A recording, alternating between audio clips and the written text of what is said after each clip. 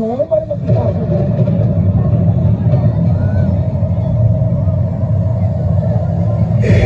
Kulong na yan, mga kurakot! Kulong na yan, mga kurakot! Kulong na yan, mga kurakot! Kulong na yan! Pasensya, isigaw mo! Katotohanan, isigaw mo! Huwag na tayo magiging ng isang buwan! Pasensya, isigaw mo! Katotohanan, isigaw mo!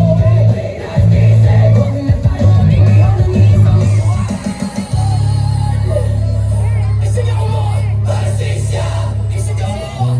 Katotohanan, isigaw mo! Pilipinas, gising! Huwag na tayo maging bihag ng iisang upuan. Kasi hindi lang naman kaming mga kontraktor ang nakikinabang dito. Marami din sa inyo, mga politiko, ang nagpapataba ng bulsa sa pangungurakot. Kawawa po talaga ang mga mamamayang Pilipino kasi ninanakaw lang natin ang kaban ng bayan.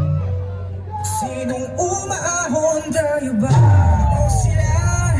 Mga ngiti nila habang nakalubog ka ba sa napunta sa pinaghirap ng mga kaya inumunto na naman na pangako ka.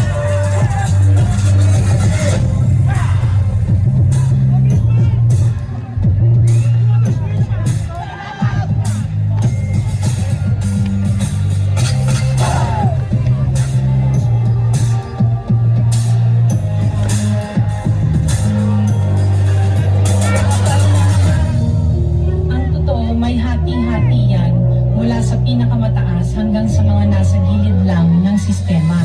Sa patuloy ng pagdinig sa Senado, nagdinig sa ito ang proyekto ng gobyerno, 491 project.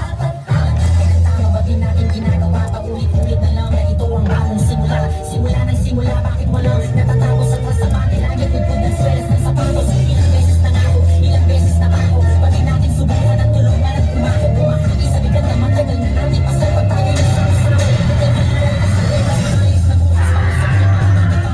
Pag-ipiliin ang tamang natatata na pangalan sa paloob, wag na tayo magpakuto na sa ating mga pagyayaman na tayo magpapalito. Hindi mo iniilang magsisi sa siting na nasa pwesto, di ka nakilala kapag sinilig sa lahat ng mga pangako. Hindi tayo kumbinsido, wag na natin kapatayan. Huwag ninyong ipakita sa publiko na nalinis kayo dahil sa bawat proyekto may kapalit na porsyento para sa inyong mga opisina. Tingnan ninyo rin ang mga pangalan na nakaupo ngayon at lalo na sa mismong mga nagpapalakad ng gobyerno.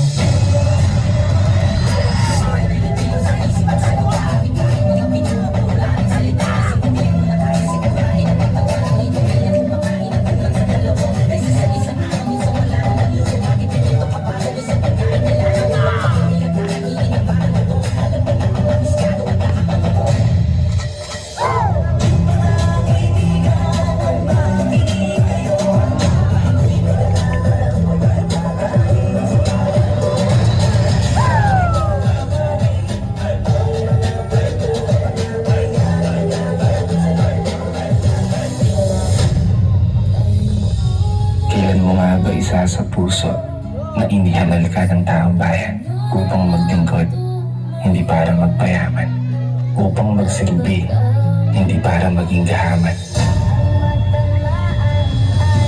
Nakakapagod ng maging mahirap.